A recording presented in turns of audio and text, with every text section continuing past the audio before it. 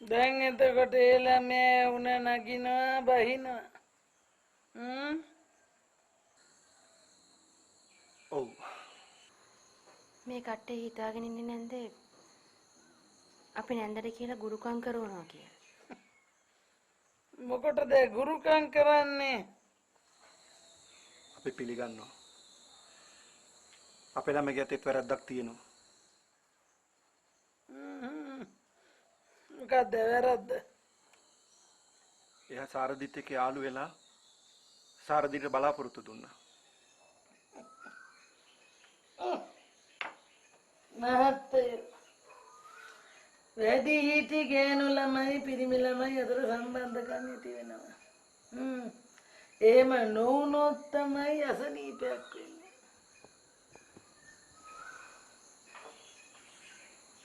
එයා එහෙම යාළු වෙලා සාරදිට බලාපොරොත්තු දීලා අත්හැරියා. අනේ අපිට අනුකම්පා කරන්න. දැන් මොනවටද අනුකම්පා කරන්න කියන්නේ? මේ ගුණ කමයි කරලා දාන්න. සමුණේට මම එක දෙයක් කියන්නද? අයින් කරන්න අපි කුරුකම් කරෙත් නෑ කරන්නෙත් නෑ. අනික් එක අපිම නෙව දායක ළමයට අකමැති කියන්නේ. දාර්ක කටින්මයි කිව්වේ සාරදීගෙන් අයින් වෙනවා කියලා. දැන් මම කවුද කිව්වේ මං ගුරුකම් කරනවා කියලා? නෑ නෑ ඉතින් මේ කට්ටේ හිතන්නේ එහෙමනේ. මහත්තයෝ මම ගුරුකම් කරොත් උණ ගැනිලා නතර වෙන්නේ නෑ. අනේ ඒක හොඳට මතක තියාගන්නකෝ. අනේක මයේ කෙල්ල කපලා ගඟේ මූදේ දානවා ඔය ළමයට දෙන්නේ නෑ කියලා කිව්වෙත් මමමයි. මේ ළමයාගේ උණ බහින්නේ නෑනේ. උණ බහින්නේ නැති එක මයේ දොසක් නෙමෙයි නේව. මේ වේද ගෙදරට මොන જાතිය එකකවත් මම බෙහෙත් කරනවා. පුළුවන් නම් ඔය ළමයා එන්නෙම මම බෙහෙත් කරන්න. ඒක කරන්න බෑනේ වෙද නෝනා. මා හොඳ කැමති නෑ. ඒ නයි ඉතින් මම මොකද කරන්නේ? මං ආවේ වෙද නෝනා. අපේ අක්කා මේ සාරදිගේ අම්මට බැන්නා. ඒ හින්දා තවත් ගුරුකම් අතේ වැඩ කරයිද කියලා දන්නේ නැති හින්දා. මහත්තයෝ අපි අසමජ්ජාති වැඩ කරන මිනිස්සු නෙමෙයි. ඒ ළමයා අපිට උදව්වක් කරා. ඒ උදව්වක් කරපු කෙනෙකුට අපි කොහොමද නරකක් කරන්නේ? දැන් මොකද කරපු උදව්ව? හේව මේ කට්ටිය දන්නේ මහත්තයන් දැනගන්න ඕන දේවල් තියෙනවා එපා දේවල් තියෙනවා. හැමදේම කියන්න ඕන නෑ නේද? කියන්න තියෙන එක දෙයි. ඒ දරුවා මෙහාට එන්නවොත් බෙහෙත් කරන්න පුළුවන්. මං එහෙනම් යන්න.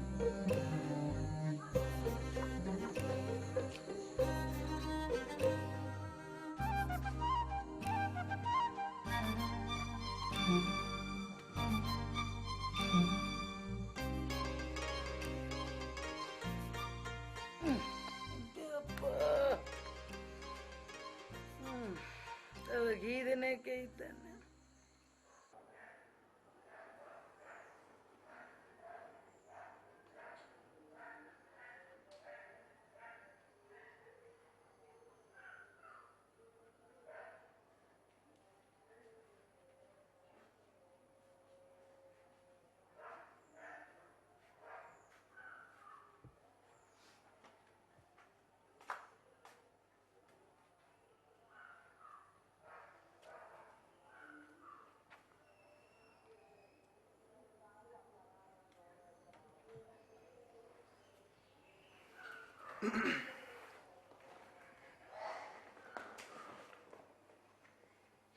ඇයි? මේ ධාරකගේ අම්මා ඉන්නවද? ඔයා කවුද? මං රාජු. රාජු? ඒ මොකටද මේ? පොඩ්ඩක් එන්න.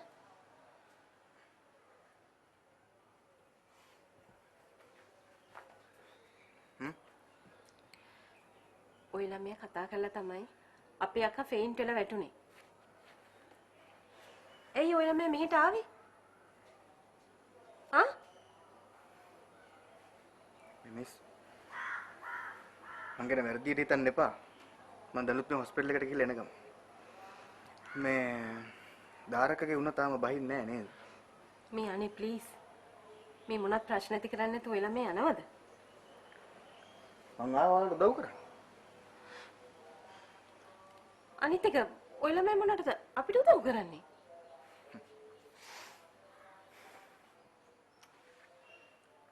මේ ඔය කොහෙද යන්නේ?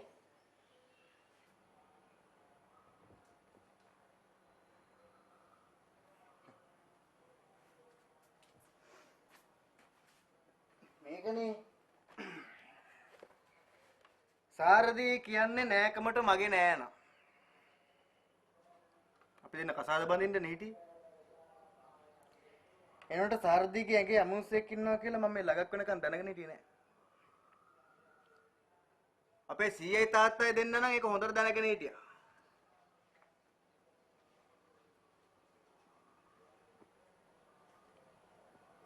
මේ පොඩ්ඩක් හිමීට කතා කරනවද?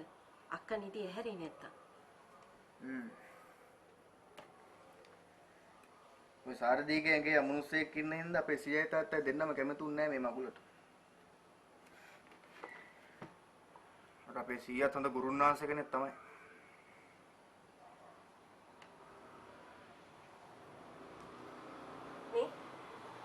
තාරකට ගුරුකමක් එහෙම කරලා නම් බැරි වේද ඒක පොඩ්ඩක් කපා ගන්න. ඉස්සෙල්ලා මං කියන දේ අහන්නකෝ. අපේ සීයා ගුරුකම් කරලා මට සාරදීව එපා කෙරෙව්වා.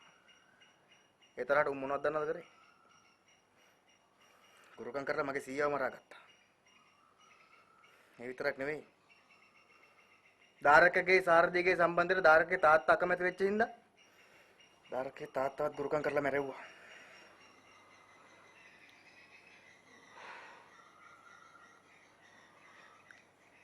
අනේ අපිට අපේ ධාරකගේ ජීවිතේ බේරලා දෙන්න. බැලිම තැන මගේ මහත්තයා මුදුනාගලට ගියා අර ඩිංගිරි වෙදහාමිනියව හම්බෙලා සමාවරන් හරි. මොකටද ඒ කියන්නේ හම්බෙන්න ගියේ?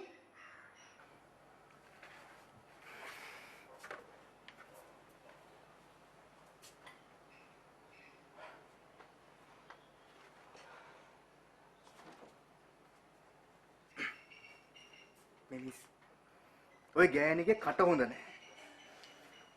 මිස්ගේ මහත්තයාත් පිරිමියෙක් නේද? ඔය ගෑණි කියන මොනවට හරි මහත්තයාත් මොනවා හරි කියන්න ගියා නම් එහෙම උතන මොනව වෙයිද දන්නේ නෑ නෑ. මගේ මහත්තයා එහෙම රණ්ඩුවට යන කෙනෙක් නෙමෙයි. මිස් මේක අහන්න. මමත් කොල්ලෙක්. ධාරක කියන්නේත් මගේ වයසම කොල්ලෙක්. ධාරක සාර්ථිව කසාද බඳින්න බෑ කියලා කියපින්න තමයි උන් ධාරකට ඔය වගේ දෙයක් කරේ. ඒකින්ද අපි මේ වෙලාවේ ධාරකව බේර ගන්න ඕනේ. ඉතින් අපි කොහොමද ධාරකව බේරගන්නේ? මම මිස්ටර් කිව්වේ අපේ සීයත් හිටපු ගුරුන්වහන්සේ කෙනෙක්. අපේ තාත්තත් පරම්පරාවෙන් පරම්පරාවට ඒක කරගෙන යනවා. මම තාත්තට කියලා මොනවද කරන්න බලන්න. කෙඩිගෙඩි පිළිපිලි ඵලයන් ඒ ස්වාහා. ලොකු දෙයක්. එන්න මං ගිහින්.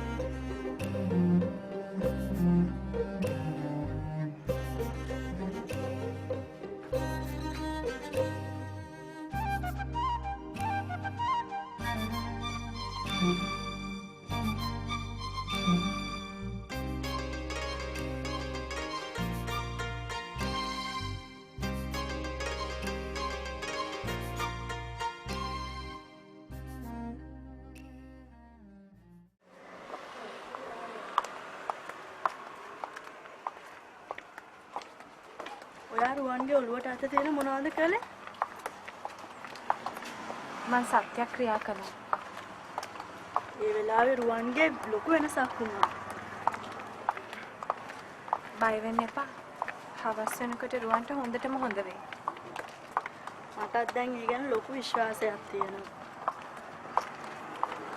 මදාර. මට ධාරකවත් හොඳ කරන්න පුළුවන්. ධාරක ඉන්නේ කොළඹ ප්‍රයිවට් හොස්පිටල් එකක. මට මේ ගමන්ම ධාරකවත් බලන්න යන්න තියෙනවනේ. ඒක ලේසි වෙන්නේ නැහැ.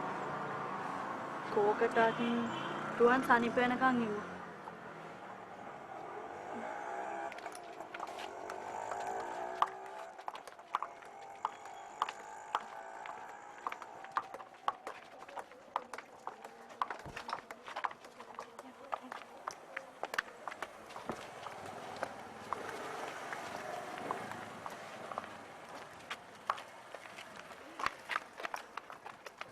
දාරකගේ අංකල්.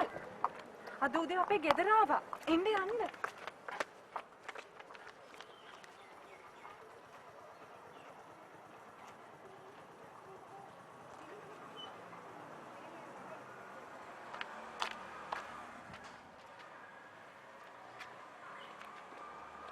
ධම්මික අංකල් මෙහෙ. මම මේ රුවන් බලන්න කියලා.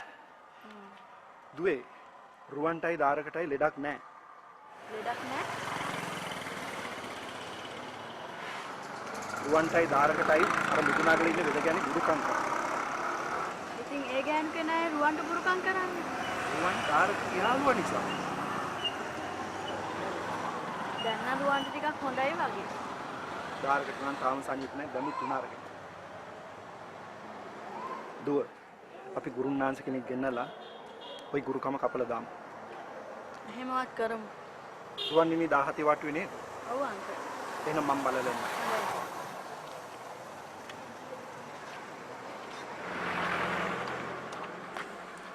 හෙට උදේට අපේ ගෙදර එන්න. රුවන්ට සනීප වෙලා තිබුණොත් එතනින් එහාට මොනවද කරන්න කියලා අපි ප්ලෑන් කරමු. අපි එහෙනම් යමු. නිදි කුම්බා සාමුලින් ගලවගෙන වරෙන් ආය කලාඳුරු වල. ඔය දේව කියන්න වරෙන්කෝ. නිදි කුම්බයි කලාඳුරු වලයි දෙකයි. වනවන යන්නේ අල්ලටද කඩාගෙන ඉන්නේ මල්ල යන්න ඵලයන්. එහෙනම් මම මේ පැත්තෙම යන්නම්. බයින ඕනේ පැත්තකින්.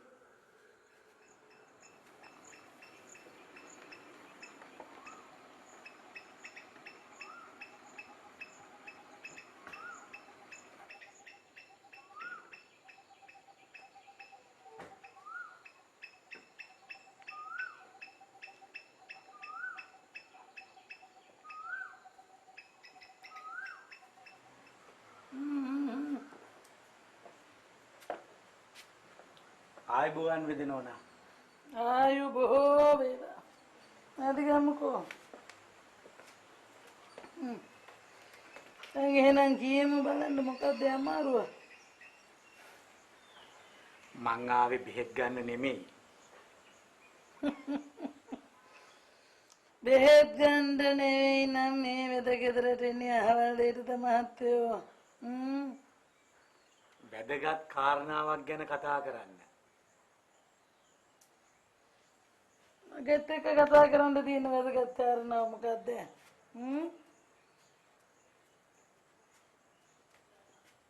වෙදනෝනා මේ ගැන කතා කරන්න මාව එව්වේ ඇමතුමා. දන්නව ඇතිනේ රැටිගල ඇමතුමා. නම නම් ඉතින් අහලා තියෙනවා. ඒකට මොකද මතකයක් නැහැ. වෙදනෝනා මේ රැටිගල ඇමතුමා ගැන දන්නේ මහත්තයෝ ආකාරණේ කියන්නේ විශේෂ නෝන නෑ නේව. කියමුකෝ. ඇමතුමා වෙදනෝනව හම්බෙන්න පස්සේ එයි. මොකද අසනීපයක්ද? අනේ නෑ. වෙදනෝනගේ මිනිබිරි සාරදී. ඇමතිතුමාට මොකටද දැන් මයෙහින් එකී ගැන? මේක මංගල යෝජනාවක්. වෙදනෝන දන්නව ඇතිනේ රාජු කියලා ළමයෙක් ගැන. අපේ ඇමතුමා එයාව බලාගන්නේ තමන්ගේම දරුවෙක් වගේ. එපා. ඉතින් රාජුගේ හිතේ තියෙනවා සාරථී ගැන අදහසක්. අපේ ඇමතුමා කිව්වා වෙදනෝන හම්බෙලා මේ ගැන කතා බහ කරන් එන්න කියලා. සිද්ධ වෙන්නේ නැහැ. මේක ඇමතිතුමාගේ ඉල්ලීමක්. කාගේ ඉල්ලීම වුණාම මොකද? එහෙම දෙයක් වෙන්නේ නැහැ. මීට කලිනුත් කීප දෙනෙක්ම ඔයගේ යෝජනාවල් ගෙනාවා. ඔය එකක්වත් මේක අපේ වෙන දේවල් නෙමෙයි.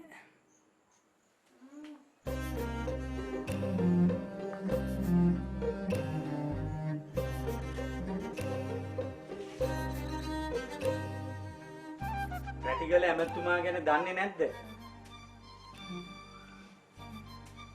මං ඔය ඇමති ගොල්ලෝ ගැන මොකටද දැනගන්නේ? වෙදනෝනා ඇමතිතුමා හොඳට හොඳයි නරකට නරකයි. මහත්තයෝ මම තේරෙන්නේ. ඕක කිව්වහම ඇමතිතුමාට කේන්තියයි. ඇමති ගොල්ලන්ට ඊතරද කේන්තියන්නේ? මහත්තයෝ සාමාන්‍ය මිනිසුන්ටත් කේන්තියනවා ඊට වැඩිය. වෙදනෝනා ඇමති කෙනෙක් කිව්වහම සාමාන්‍ය කෙනෙක් වගේ නෙමෙයිනේ. ඒ සාමාන්‍ය මිනිසෙකුට වඩා මොනවද තියෙන්නේ? ඒ ඇත්තෝ ඔය තැන්වල ඉන්නේ අපේ ඡන්දේ. නැත්තම් ඉතින් බලන්න තියුණා. හැබැයි ඉතින් නිකම් මිනිසෙයින්ට වඩා කුහක කනොයි අසමජ්ජාති වැඩයි නම් තියෙන ඕනෑවට වැඩිය.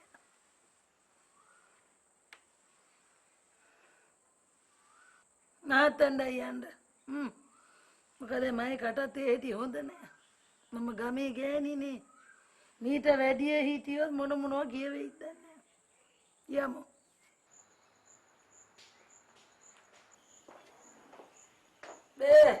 මෙන්න මේ බුලතට යන්නේ යමු.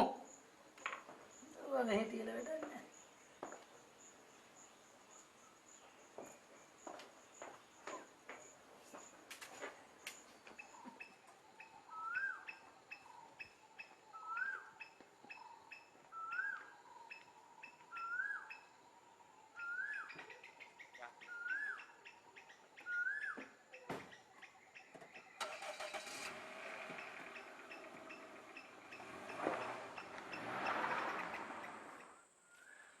කී දෙනෙක් මෙහෙ ඉද දන්නේ?